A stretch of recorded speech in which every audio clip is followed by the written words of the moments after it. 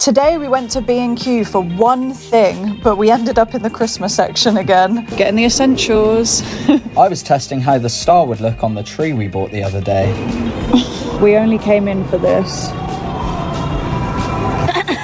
Then we went to Dunelm for bathroom bins. We found frames. This is what I'll be coming back for. Now, we need your opinion on something. Are these mirrors ugly? And this green photo frame, is it nice or not? It's not, by the way, just to help you out. We looked at some mirrors and we might go back for this one for the living room. I snuck this plate into the trolley while Sam was in the toilet. What? It was a successful trip, but we did only go in for bins. I put all of the bins in the bathrooms while Sam was doing his bit of DIY. Hey guys, I'm also doing loads of work behind the camera. I also have already filmed you. But I won't get any hashtag recognition for it. The previous owner had a big mirror in the living room, so I was taking out all the nails with my new tool. While Sam was working on this, I started masking the living room ready for painting. Follow us for the next step. I lost Poundland loads of money. You can judge me all you want for this story time because I know I was very stupid. So this story takes place in 2015 when I worked at Poundland. This was my first job and I only worked there for 3 months, so please keep this in the back of your mind. I was very shy at the time. I didn't have very good people skills. So I was a Christmas temp, which means I worked from October to December. I was only meant to work there for those 3 months, but if I did a good job, then I was told that they could extend my contract and I would be like a regular employee there. Safe to say that did not happen. So they didn't give me a lot of training, I'm not gonna lie. But long story short, they put me on the tills on like one of my first days and I had not been till trained. And this man came to my till and he could see that I was a young girl. When this man bought his 1 or 2 items, he also said at the same time, can I swap this £5 note for coins? I don't know if I was allowed to do this or not. I should have asked someone. I should have checked with my manager. Yes. Thank you. I think this was happening at the same time as like when I was giving him his change or whatever for whatever he was buying. So I already had the till open. I took his £5 note, put it in the till and then gave him £5 back in coins like he asked for. He then started like giving me more money, like notes, and asking me to swap those as well. Not sure exactly how much it was in the end, but he kept doing it. And as I was like counting out how much to give him back, like he would talk to me again and then I'd lose track of how many coins I was giving him, and he kept doing it. And while this was all happening, he wasn't actually giving me any more money. He just kept saying, can you swap a 10? Can you swap a 20? Without giving me the notes he wanted to swap, if that makes sense. Basically, I was just giving him money out of the till. I think in the end, he probably only gave me like £20, but I gave him back way more than he gave me. And at one point, I even said to him, I've lost count now. I'm just trusting you now. He looked me in the eyes and said, don't worry, you can trust me. I know it's stupid. I know, like, how did I not realize that I wasn't taking any money from him anymore and I was just giving him money? I was also bad at maths, okay? So I was really focusing on like counting out the money to give to him that he had asked for and stuff. So yeah, it got to the end of the shift and obviously the manager counted up the money in the tills. They called me into the manager's office. Not sure why. I'm not sure now exactly how much money it was. I know there was a 7 in there somewhere. So it could have been £70. It could have been 170. Obviously then I explained it all to the manager and they did say like, why didn't you call someone over? I think they also looked back at the security footage and saw what happened. And I think they did say that like, this is a common thing. Like this specific guy. I want breakfast. Okay, breakfast is just down there. No, they won't let me in. Have you not paid for breakfast? No, with the price I paid for the room, I assume breakfast was included. Oh no, you do have to pay extra for breakfast. I can add it on for you now. I'm not paying extra. Food is a human right. Right, you do normally have to pay for food wherever you are. Well, you shouldn't have to pay in hotels. Okay, so you don't want breakfast? I do, I just want it for free. Sorry, but we just don't offer free breakfast. Well, I'm gonna starve then. I'm gonna starve in this hotel and it's all the staff's fault. There's plenty of places to eat outside of the hotel if you just go down the street. And I guess I'll have to pay for that, won't I? Well, yeah.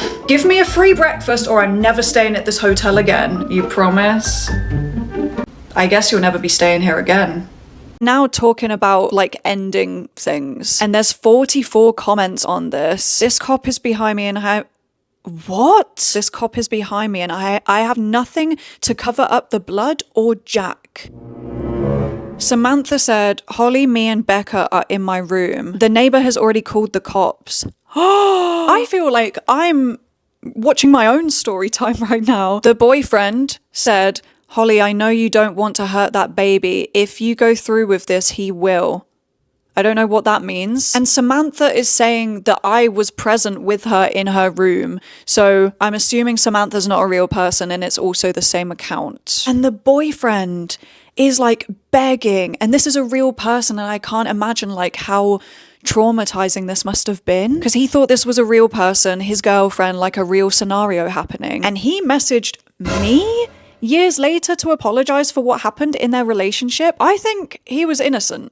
I'm just gonna say it now. That's all the screenshots I took, but I know there's so much more on this account. But yeah, please be safe on the internet. You literally never know who you're actually talking to. It's all so crazy, but let me know if you want another part because I could dive into this deeper. Hiya, welcome to Domino's. What can I get? Pizza. Oh, yeah, of course. Do you know which one you wanted? Pepperoni. Okay, I'll just put that in. What size? Contactless? Oh, sorry, I haven't actually put the order through yet. Why is this not working? Because you haven't told me what size pizza you want. Oh, a large. Okay, so your total is... Sorry, again, I haven't actually processed it yet. I have to press the button. Oh, well, can you press it then? I'm in a rush. Oh, come on. Okay, you can pay now. Pizza. Living room की दीवारों पर panel लगाते हैं। यह मेरा पहला DIY काम है, लेकिन अगर मैं कर सकता हूँ तो आप भी कर सकते हैं। मैंने बिंग से पैनलिंग किट खरीदी है और अगर आप इसे आजमाना चाहते हैं तो अभी सेल में इसकी कीमत 15 पाउंड है। लेकिन मैंने हर पीस को दीवार पर चिपकाने के लिए नो नेल्स ग्लू का इस्तेमाल किया और मैंने सबसे नीचे वाली पंक्ति से शुरुआत की। सैम ने दीवार पर लगाने के लिए पैनल को नापा ताकि यह सुनिश्चित हो सके कि सभी बराबर हैं और फिर मैंने ग्लू के साथ भी यही काम किया। दोबारा यह जितना मैंने सोचा था उससे कहीं ज्यादा आसान था। सबसे लंबा काम इस कॉल्क का इस्तेमाल करके उन्हें साफ करना था। मुझे नहीं पता और मैंने इसे पैनल और दीवारों के बीच के गैप में लगाया। मैंने जुड़ने वाले पीस पर पॉलीफिलर का भी इस्तेमाल किया और फिर उन्हें सेंट किया। अब पेंट करने का समय है। मैंने पैनलिंग के ऊपर दीवार पर अंडरकोट से शुरुआत की और फिर मैंने पैनलिंग और उसके नीचे की दीवार पर एक ही अंडरकोट का इस्तेमाल किया। यहाँ हमारी कलर स्कीम ग्रीन और ऑरेंज है, इसलिए मैंने पैनलिंग को ग्रीन किया। हमने हरे रंग के 2 या 3 कोट लगाए ताकि यह धब्बेदार न हो, लेकिन यहाँ अंतिम परिणाम है। I tried to get my manager fired. So this story takes place in 2016 and the start of 2017 when I worked in retail. I won't be naming the place that I worked at, but I basically filed a formal complaint about my manager while I still worked there. And I have all of the documents here. So I made a complaint to head office and then they interviewed and investigated the manager. The first point I made in my complaint was that the manager intimidated me and made me cry multiple times. The manager obviously denied this and he also said that he had never seen me cry, which is a complete lie. My next claim was that I thought he was basically sexist. He basically let the male workers have time off for things like football and sports activities, but when it was something like drama or acting, for me, he wouldn't let me have time off. I tried to back up my claim by asking some of my male friend colleagues to back me up on this because they had told me in private that the manager does let them have time off for football. So my friends agreed to back me up here, and then when they received the email about the investigation, they chose not to respond. Next in my statement, I went on to tell a story which I've since made TikToks about, where the manager saw that I had a sanitary towel in my bag. Basically, when you leave at the end of your shift, you normally get your bag searched and some of your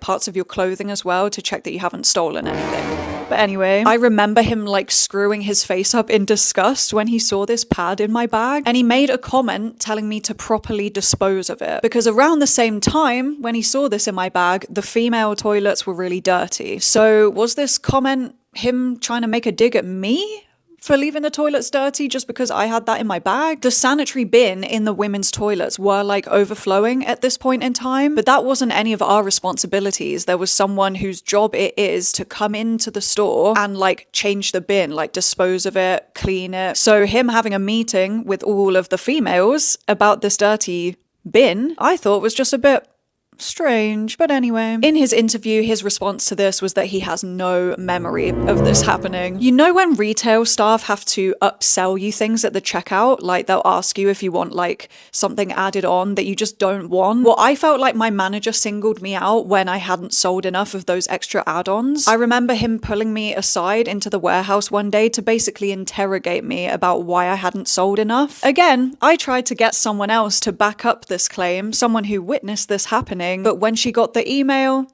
She ignored it. Funnily enough, the manager does say that he remembers this event happening. He then showed the investigator a message I had sent him a few days later, where I was basically messaging him to let him know, look, I have sold some add-ons today. I'm proud of myself. Oh, today's the day, guys. Come on, no messing about. Come on. Mum, I'm tired. There's no time to be tired. Check you've packed everything. Oh. Dave, have you got your suitcase? Huh? Oh, he had one job. Right, 1 minute to go. I will freak out if they're late. Dave! Oh. Huh? Oh, you're here when you said you'd be here. We're always on time. Ring for moves are here. Sit down, relax. Let us do the rest. Oh, okay.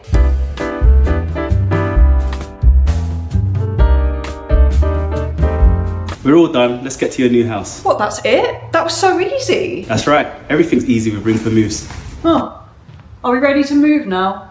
Can't believe we're standing here at 4 a.m. for a stupid cup. And I've been waiting here since 2 a.m, so I should definitely get one. Okay, but hopefully there's enough bear cups for us all to get one. Wait, I can see them on the shelves in there. There's loads. Wait, who's in there? Employees? They're buying all of them. Hey, save some for us who have been waiting out in the cold all morning. Well, I guess they're customers too. No, we're the customers. They don't deserve to get the bear cups more than we do. Why do they get first dibs? Right, I'm filming this and I'm going to report them. They can't do this. Guys, you can come in now, but we don't have any bear cups left, unfortunately. Because you took them all. We saw you. There's got to be some left. Come on, let's go and look. Out of my way. Oh, hey, hands off. Out of my way. I'm filming all of this. Let me look. Let me look.